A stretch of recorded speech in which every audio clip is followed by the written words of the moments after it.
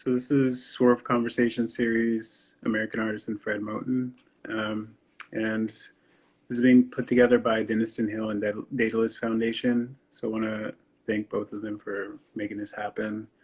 And I'm just really honored to spend this time with Fred and been in conversation with Fred for a little while, just getting to know each other and sort of building a conversation. And so we're excited to be able to share a little bit of that with y'all.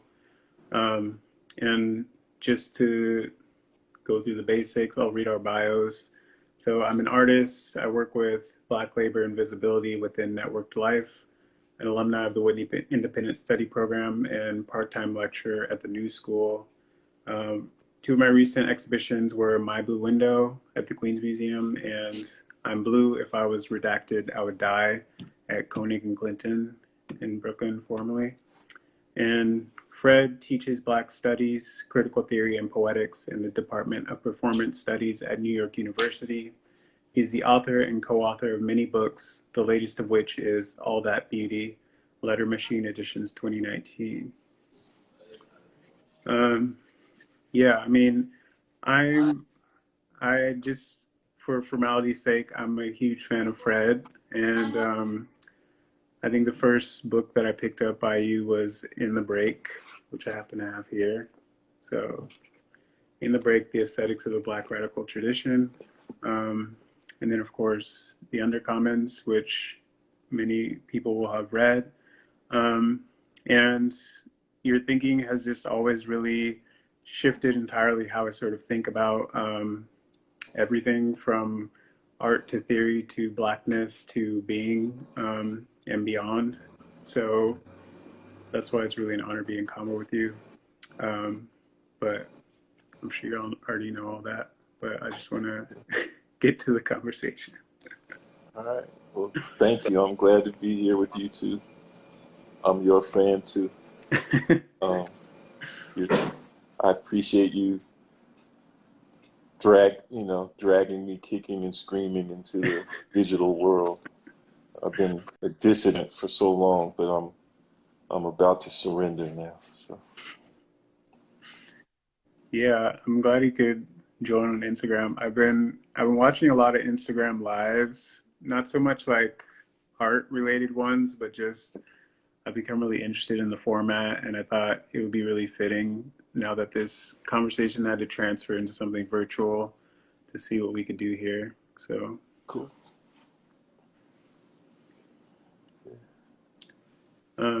I mean, I wanted to sort of start with how you've been thinking about teaching lately, because I know we talked about that. We're both teaching right now remotely, and maybe how that shifted your approach to teaching, or how you're thinking about study, or however you want to take that, as it's been for you lately.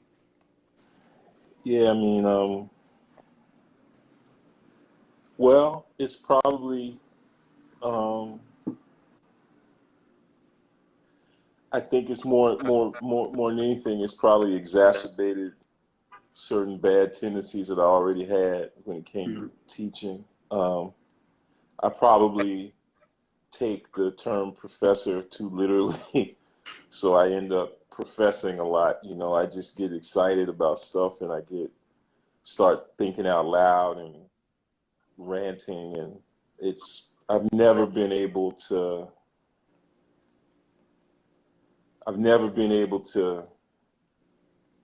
figure out how properly to create, or not create, but to really foster a more participatory or maybe contrapuntal sort of space. And it's always been something that I felt really bad about. And I just never been able to, I just never could, it's that thing where the thing that you study, and that you are most devoted to, as a practice is also at the same time the thing that you feel the least capable of doing, Right, right. And but I'm trying, I'm trying. Zoom makes it worse,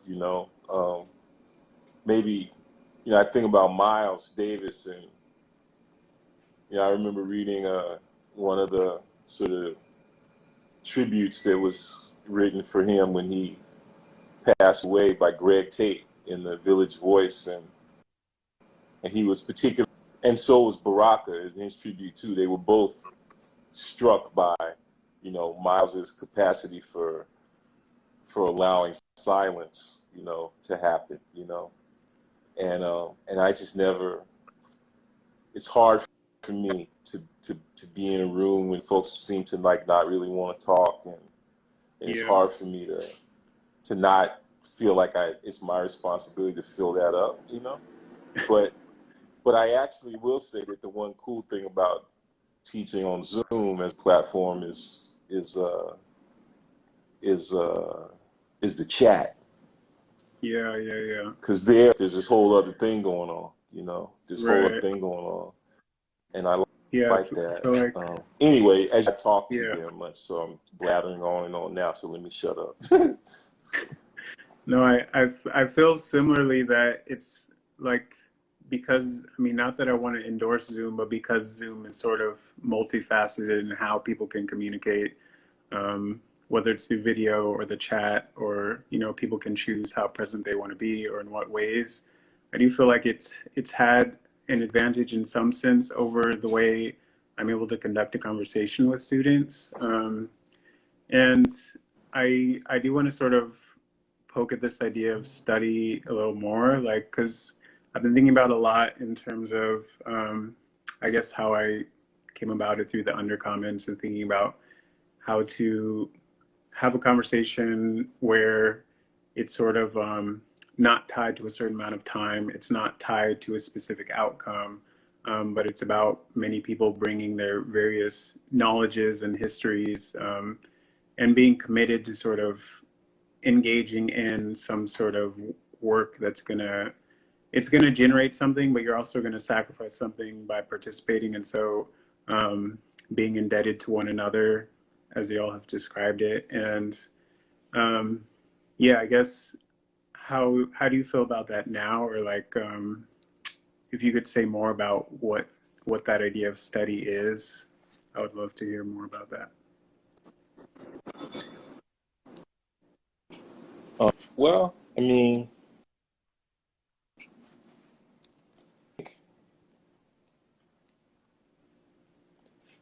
there's an interesting kind of relay in my mind. I'll try to say it briefly, because when my friend Stefano and I first began to,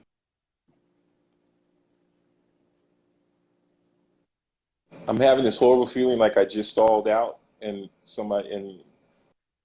anyway, stuff as if, You anyway, did when stall for a Stefano second. Harney and I first started to try to use the term study in the way that we do in Undercommons, Mhm. um, you know, and obviously it was in echo of, I think, you know, lots of other people who have used it in similar ways too, you know, and going back a long, long way. But when we began to use the term that way, you know, the way that we began to understand it really was just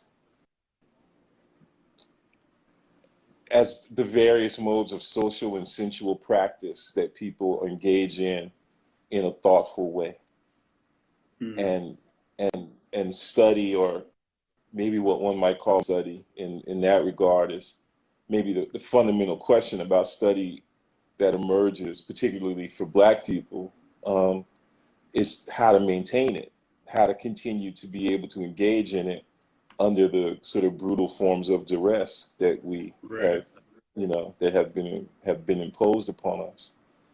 Yeah. So one way to think about it is that, you know, study has always been concerned with trying to maintain itself, and it is also always to obliterate, you know, the and institutions and ideas and you know, nefarious dealings that have been arrayed, you know, against our capacity to maintain it. A, a really great kind of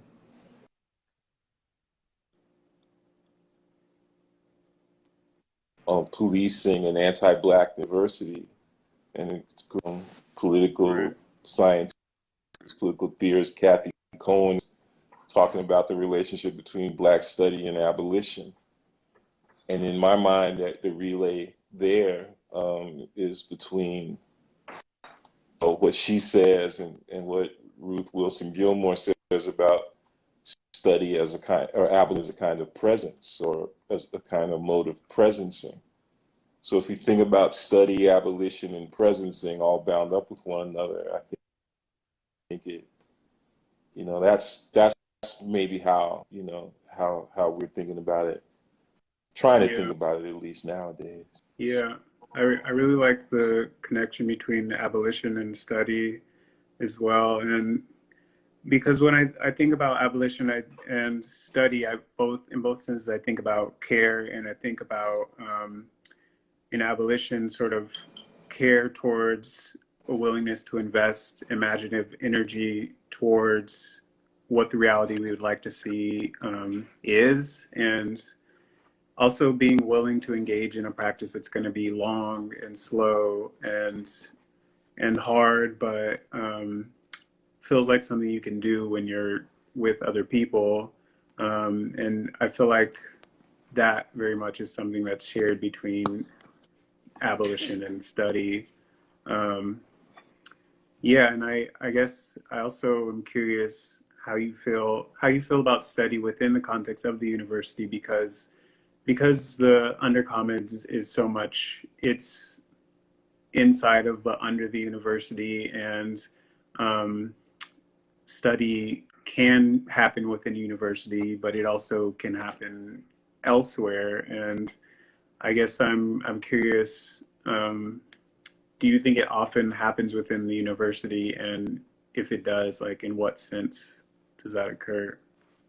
I think the study often happens in the university. Is that what?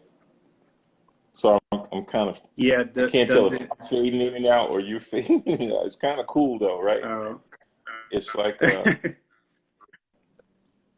it's like we're improvising a Martin Arnold. It's like this kind of syncopated, you know. It's like a new art form, you know.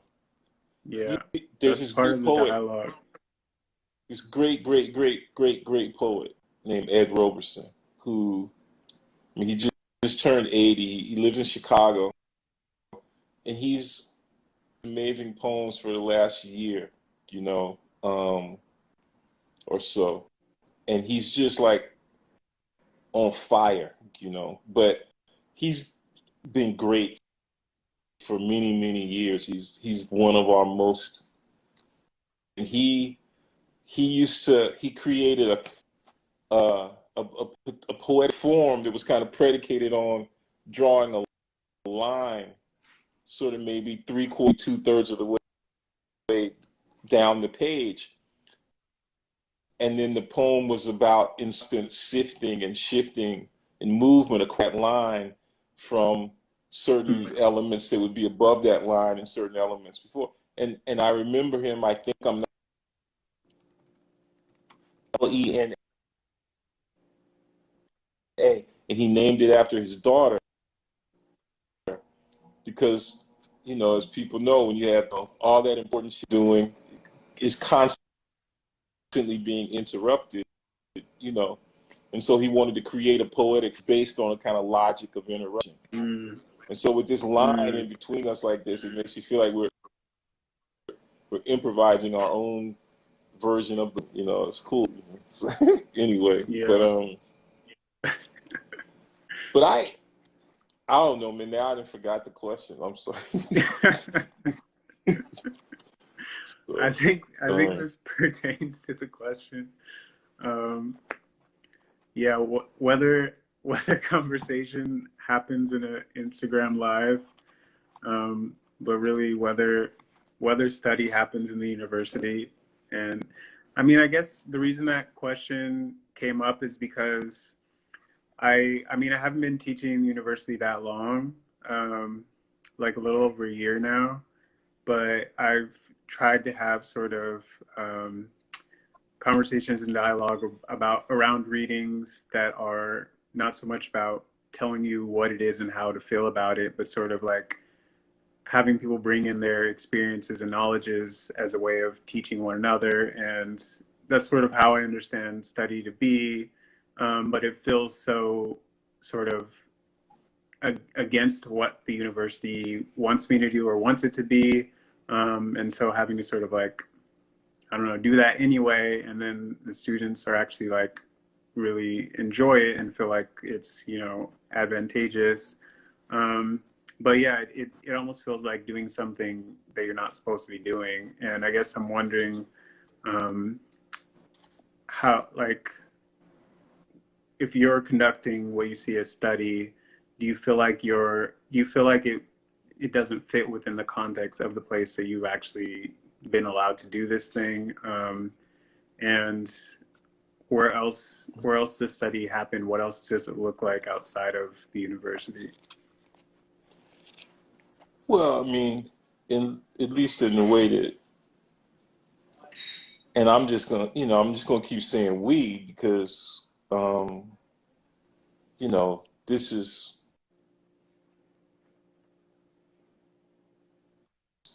to the extent that I'm talking about study and that in relation to the university, even I'm speaking, as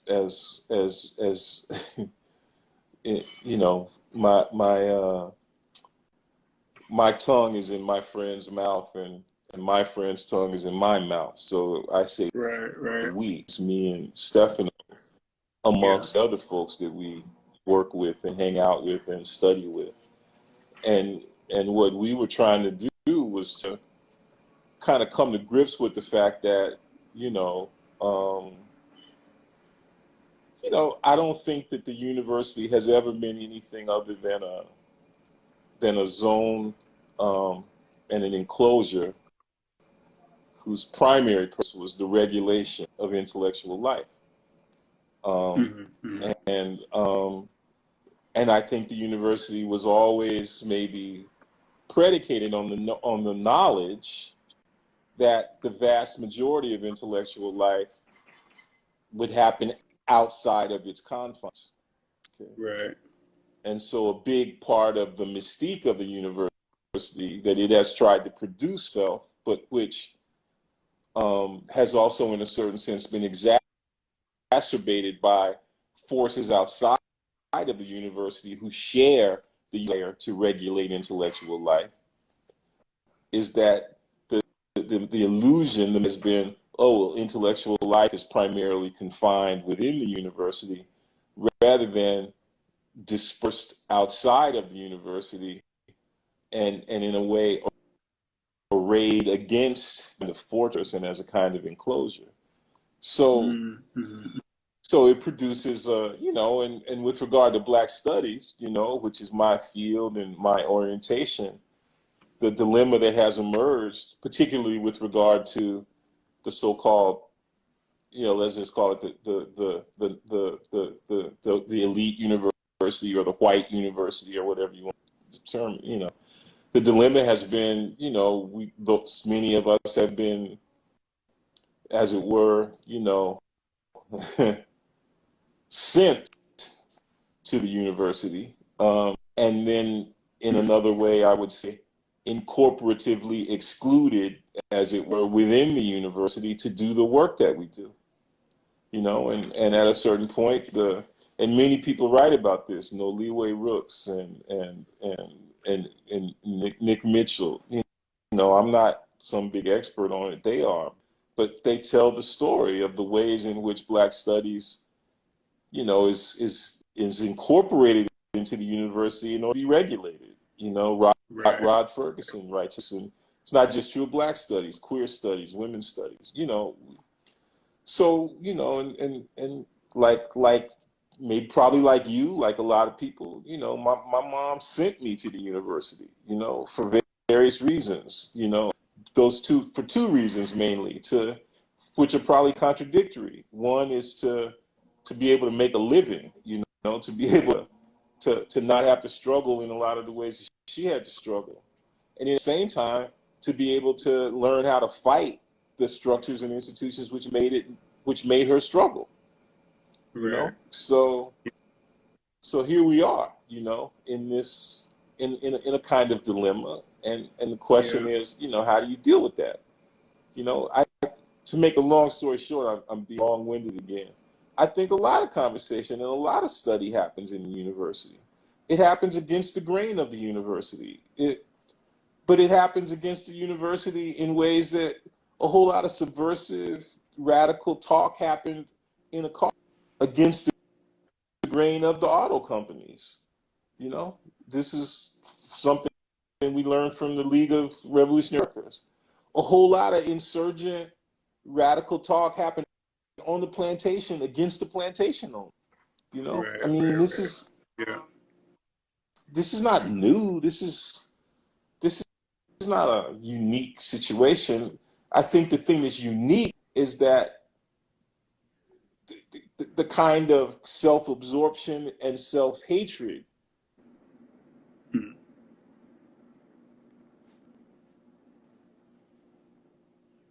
in the university cause people who work in the university to feel particularly bad about themselves for doing so, are Yeah. debilitating. You know, so Stefano and I kind of, maybe people in the university need to stop worrying so much about the university, and they definitely need to stop worrying so much about their own position in the university. Again, both inside and, you know, and I think there's plenty of opportunities for us to do that. You know, we just have to Yeah. do it. You know? You're cutting a little bit, but Yeah, I know, um, but it's okay. yeah. It's just like Well, I wanted to sort of talk a little bit about this idea of regulation, and you're saying like the university is meant to regulate intellectual property and meant to regulate that which is studied and that which happens outside everywhere else.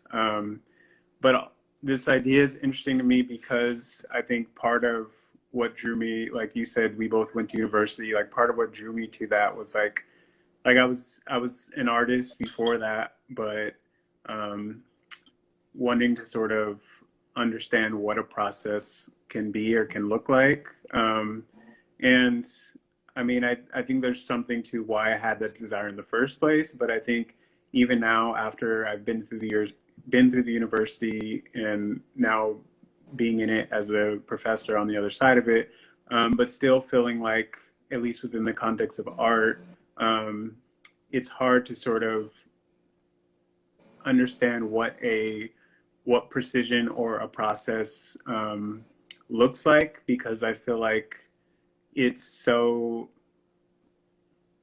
like, I don't know, it's not regulated as a practice, you know. It's like by nature it can't be. So what does it mean to sort of seek out precision or to create a process for what it means to create intellectual property or to create I don't know, whatever the hell it is I'm doing or you're doing. But that's something that I've been thinking about a lot lately, and yeah, I guess I was curious if you had thoughts about that. you know, I don't think I don't think the university was meant to. I don't think the university was established in order to regulate intellectual property. I think it was established to regulate intellectual activity. And part of the way it regulates intellectual activity is by producing the brutal delusion of such a thing as intellectual property. I don't, you know, I'm like an anarchist pretty much, you know, really to be I meant whatever, intellectual you know, activity. gurus or I meant whatever, intellectual activity, you not know, property. and you know, you know, he says an intellectual property of the regime for the continual production and the continue and the protection of intellectual theft. Okay, practice. Okay. So the question of precision, man, I don't believe that regulation is is a necessary condition for precision. I believe regulation is a necessary condition for the destruction of precision. You know, for the suppression of it's just that is cognate, if you will, with improvisation. Precision is cognate collaboration. Precision is cognate with complication and blur and differentiation, not regularity, not sameness, not staying inside the line.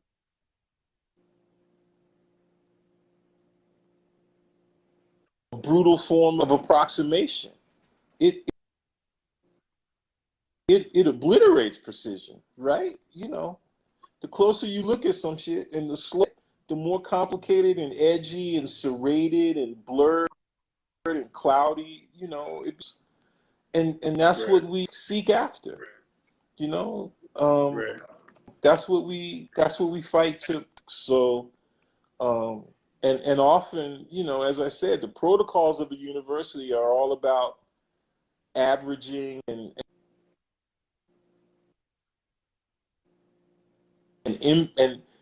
approximation, which are all modalities of you know. So you know, it's imagine that with regard to music, that the tempered scale is meant to foster precision, but it's meant, like I said, to imprison it, okay, and to incarcerate it, you know. So if music has to do in any way with the openness and the beauty and the fullness and richness of, let's say, the human voice, it wouldn't have anything to do with the regulation of that voice into, you know, a really crude arithmetical subdivision of, you know, that is supposed to produce some idea of legitimate sound. Charlie Patton is precise, you know, and maybe, you know, Maria Callas, you know, is what you see in Maria is this constant straining against imprecision, right? That takes the form of musical correctness, you know. So fuck that, you know. I mean, so you know, I mean, and you know, we Is you it? know, you know this. Everybody Do knows you this wait? already. Do How you come think? everybody hates school? You know, so. But do you think there's significance or validity in the desire to engage in what you're describing as precision, or to get better at it, or what does that even mean or look like? And is that something that one should aspire to do? But man, you're an artist. I'm just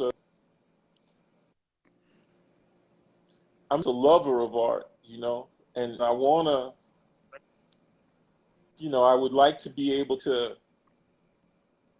I'm thinking of a really vulgar Richard Pryor line right now, you know, but I'd like to go to the critical equivalent of Miss Rudolph, you know, so she could give me a mojo so that I could fall out of love with art. But that ain't gonna happen, you know. I know that Miss Rudolph lived, so here I am in love. But the thing about it is like, um, about the history of art. If you think about Impressionism and Post-Impressionism, things that seem to go against the grain of a kind of restrictive notion of pictorial realism are actually all in the search of the discovery of greater precision, right? Mm. Like Monet wanted more precise representation. That's what leads to the Right, continual reproduction of the image of the haystack, or whatever. And or Duchamp, or analytic cubism was in the interest of greater precision, which right. on a pixel level produces for us images of profound distortion, you know? And I just feel like that search for precision that creates blur or distortion, that's just so much bound up with what I would, call the Black aesthetic. That's what makes, that's what makes Charlie Patton or Memphis Minnie, or, Clara Smith. That's what makes them contemporaries in a certain kind of way of Duchamp. Not just them, Thornton Dial or whatever, So anyway, I'm blathering. You need to maintain discipline, man. You know, or else let me ask the questions, right? You can you can ask I want questions to if ask you want. you can make yourself You can ask me a question if you foolish want to. in the way that I have done, So, but you all know this. You know all this. There's work you've done to ever think of some simple distinction between school and jail, right? Right? The when the desk opens up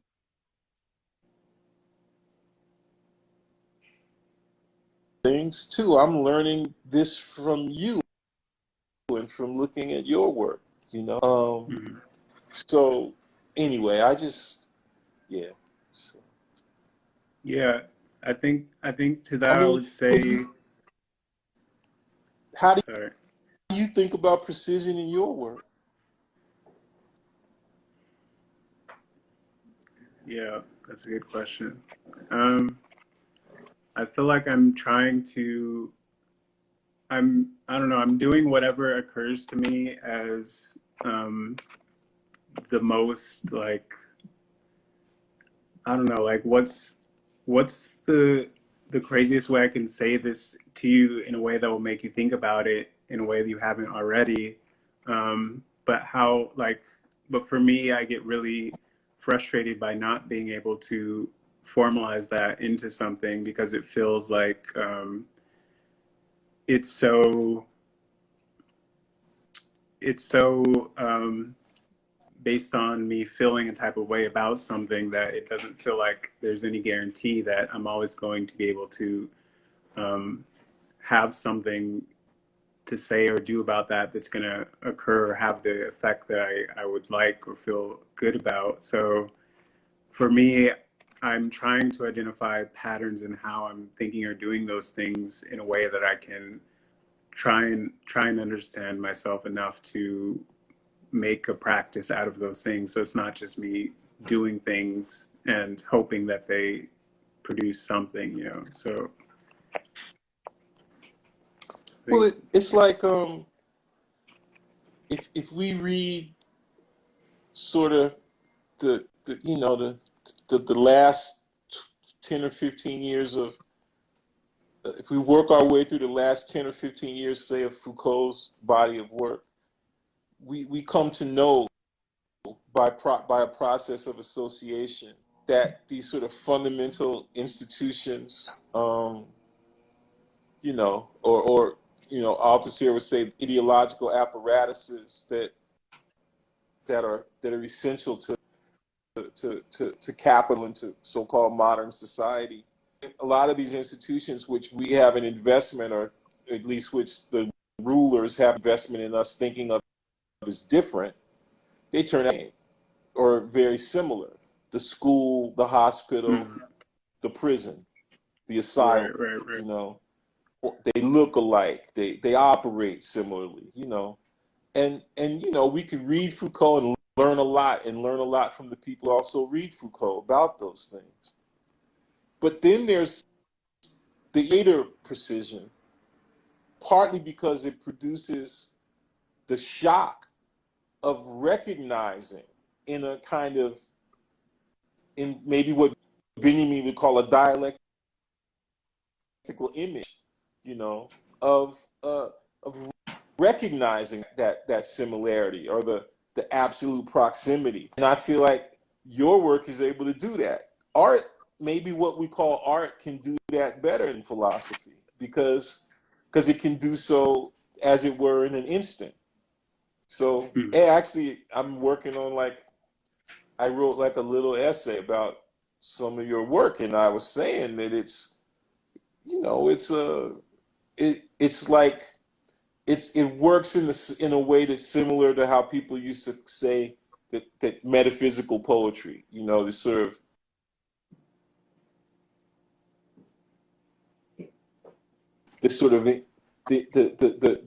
violent juxtaposition of opposites, or of seeming opposites, and in that juxtaposition, a new thought experience is created for Right, whoever right.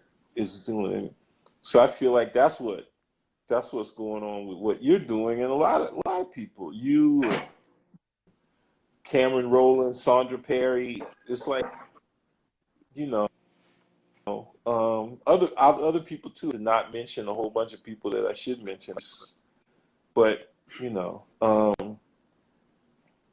I think it's I like think this an cool way in ongoing which what I would call a kind of, go ahead. an ongoing sort of like frustration is sort of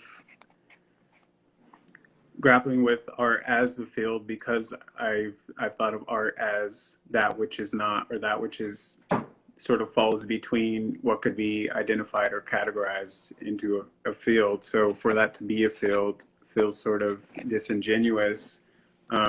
But I think also in this mode of thinking of precision as a sort of broadening or blurring, I think it's also in sort of my understanding or learning about these various things, the prison, the school, et cetera, and understanding that there is no real distinction between them.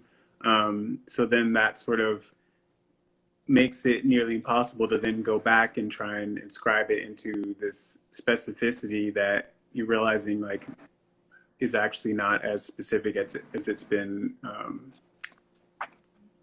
presented, you know. Do you, do you feel responsible in any way to the idea of beauty in your work?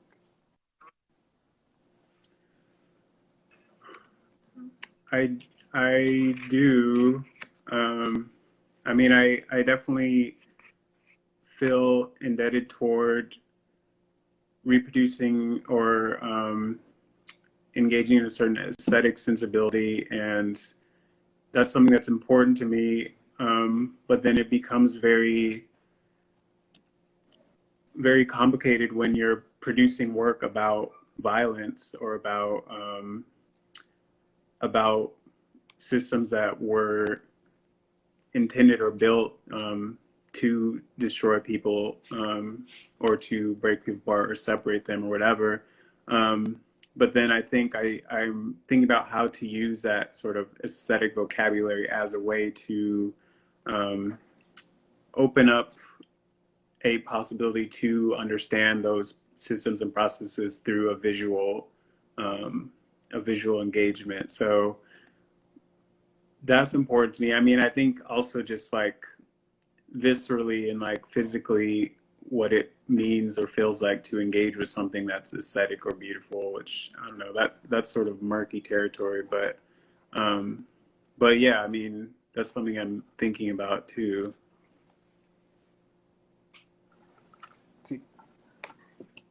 Okay, this will seem like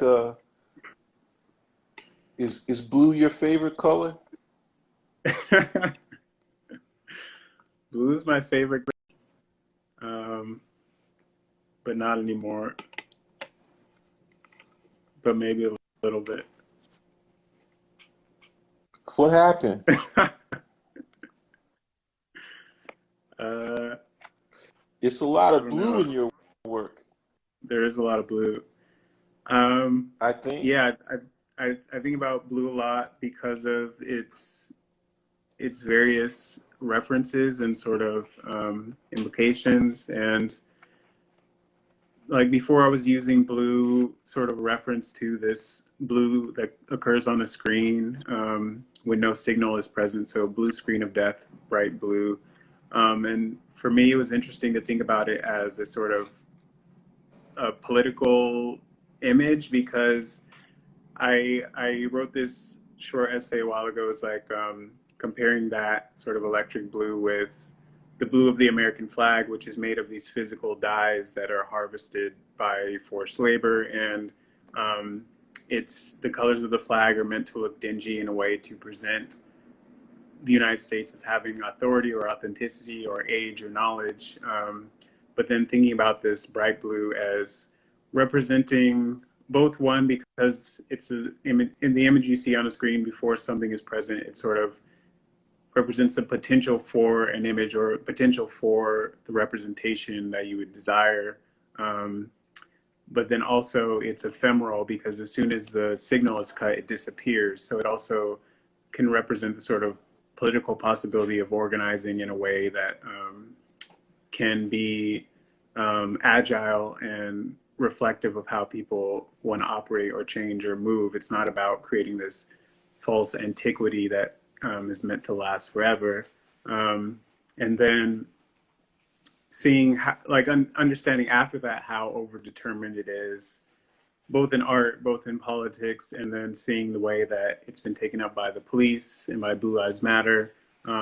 It felt more interesting to then return to blue from this critical perspective. And I think what's been interesting to me about it through all of that is this sort of contention that it's not necessarily owned or it doesn't imply one meaning. It can be many different things. And I think one of the first questions I asked you when we met was like, was about because blueness is associated with Black culture and jazz and blues, et cetera, and it's sort of understood amongst Black culture as something that is it's an affirmative thing, I think, to think about blue through that lens in relation to like to music.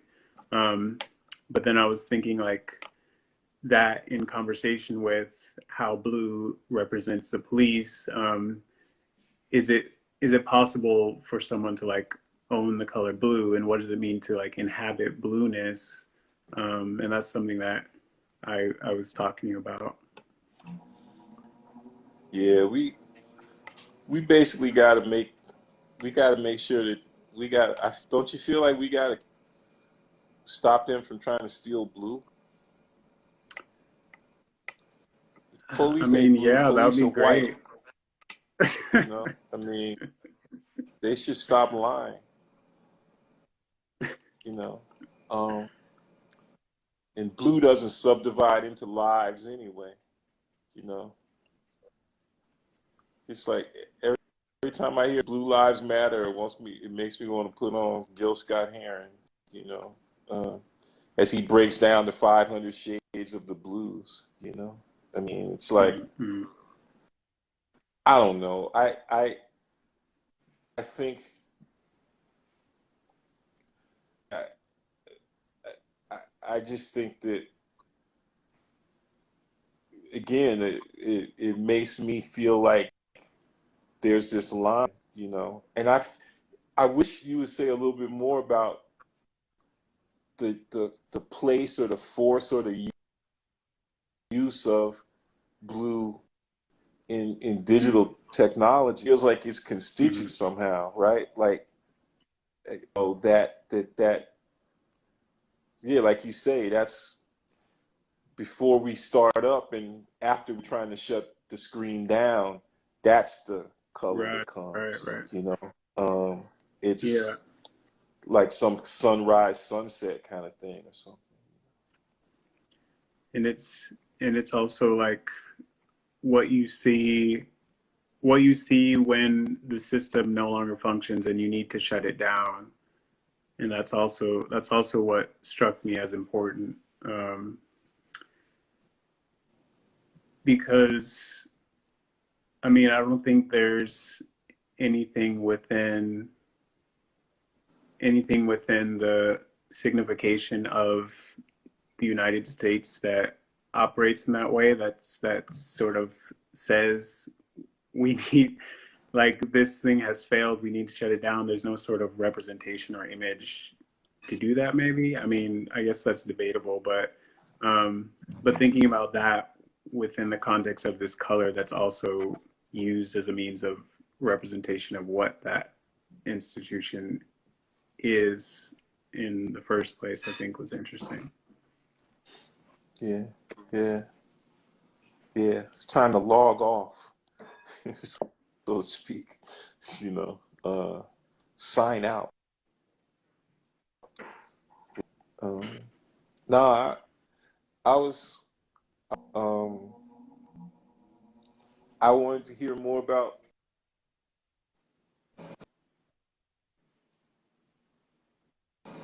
Well, I think you cut out. Hear more about what? I'm sorry. I wanted to hear more about you working on now. Uh, um, I'm I'm still figuring that out, but I have been thinking a lot about um, science fiction and time in the sense of, I guess, using the means of like understanding time in relationship to like social subjectivity, and been thinking a lot about Octavia Butler, which, if anyone has been in proximity to me in the last few months, you've probably heard me mention that. Um, but also thinking about interfacing within the context of the pandemic and how we've sort of been asked to rapidly shift how we're engaging with one another, and what that means within the context of the integration of a sort of rapid networked, um, lived experience that hasn't really even begun to be understood because it's only a few decades old. So what that means for us to have to rapidly engage with it in the way that we are now, because of what's happening worldwide, um, that's something I've been thinking about as well. But yeah, I don't know. I'm still thinking about how these things sort of manifest into something. Yeah. Do you find yourself? I remember when 4 or 5 years ago when I first started maybe visiting art schools, and I kept hearing this phrase that the artists and art students use, where they would talk about making work, you know. And it struck me as strange, Mm-hmm. to make work. And I thought, but I'm interested in it. I don't Mm-hmm. I don't necessarily reject it out of hand, but I'm interested in it.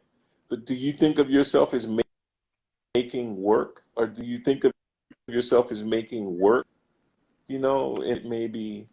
That's the Right, thing, is I kept thinking to myself, maybe when they say make work, they mean make works, as in works of art, as in individual right, units right. of, you know, Of, art that are of suitable for a congealed, certain kind. congealed labor.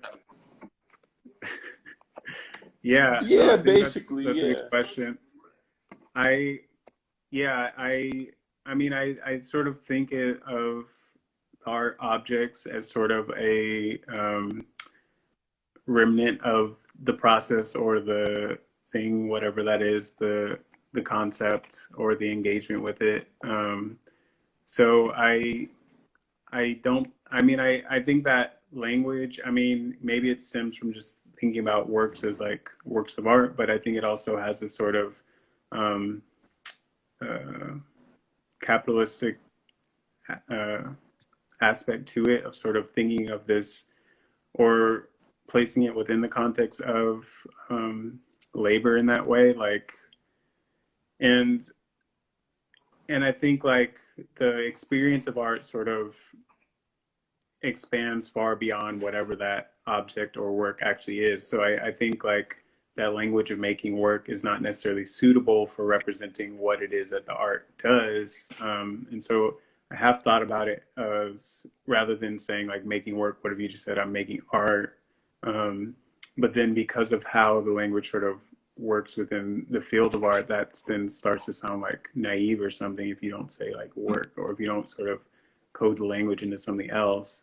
Um, but I do think it's sort of useful to use the word art when possible, just as a way of like keeping that possibility of experience or understanding open, both in the object or the processing of the object or the process of making the thing, thinking of those all as part of whatever art is. Okay. Well, maybe just to be presumptuous for a minute, but maybe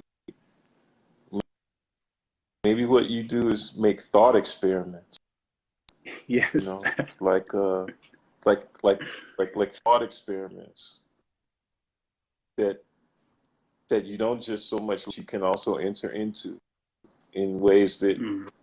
sort of correspond to Einstein's theoretical practice, but exceed that theoretical practice in a way too. Um, um, there's a but it just make places for us to be able to go into and think about stuff, so, which is cool. You know? Yeah. I mean, there was another George thing I wanted to ask you. I mean, we only have a Clinton few makes thought experiments. I wanted to ask one more question. I don't know, maybe this is too vague, but um, something we had talked about was sort of like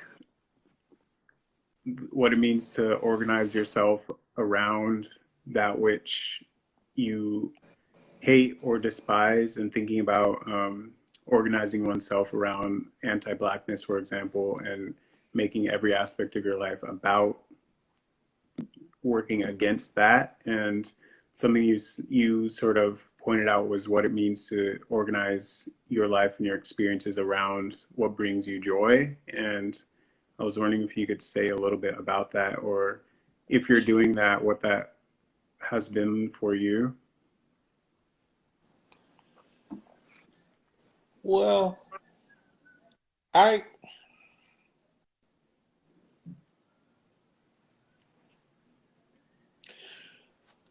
I feel like what I really want to do right now is put on some Frankie Beverly.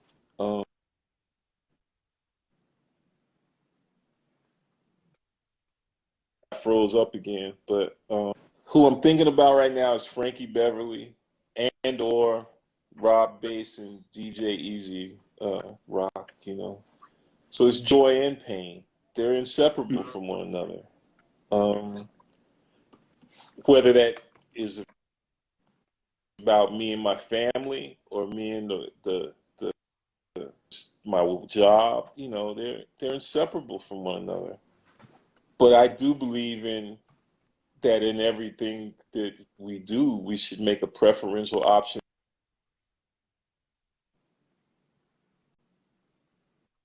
How does that operate? It doesn't mean rise to what causes pain. It doesn't Mm-hmm. mean that at all. It can't mean that. That what we work towards, you know, is that when we work towards the obliteration of what causes pain, the way that we work towards that through I think, full practices. Okay. So, in my mind, always doing is fighting evil shit. That's what I want to do. That's what I feel like I'm supposed to do.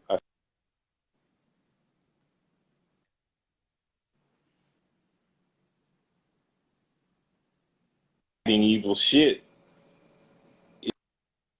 is not only not incompatible with joy, it enabled by it. It's a fucked up dialectic, and I'm not saying this in order to try to create something like an easy answer. I'm saying this because in saying this, a whole new reign of dilemmas emerge, okay, that have to then be dealt with. That if you at some point say that fighting is in some ways about the enactment of a practice of joy, you then have to ask a whole lot of hard-ass ethical questions about joy and enjoyment.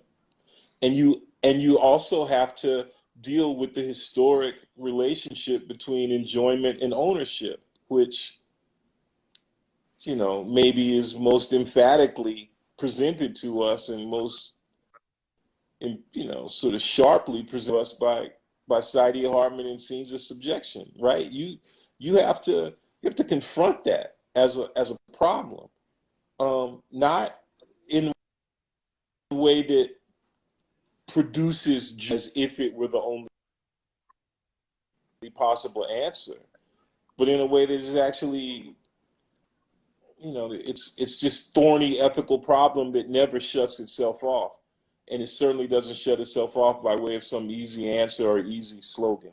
Okay, so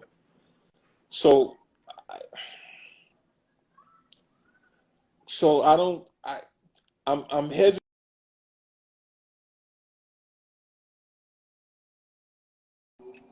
I don't know where we left off, but I thought it worked well as an ending. But That was an act of God saying, "Please make this fool shut up." That's what that was. So, yeah. Wait, hold on 1 second, okay? Hello? Oh, no. Man, this is almost too much for me. I got my phone and my computer. I'm too old for this, I think. Yeah. So, anyway, oh, sorry. And here, now you can see my whole big ass head. So,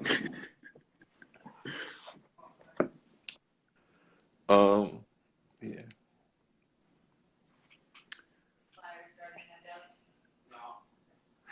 yeah, I don't know. You know that old Stevie Wonder song, "Joy Inside My Tears"? The songs in the key of life. Yeah. That's basically what I was trying to say. So, Okay. all Okay. right. That's good. I mean, I think we can call that the end. Okay. I just wanted you to finish your sentence.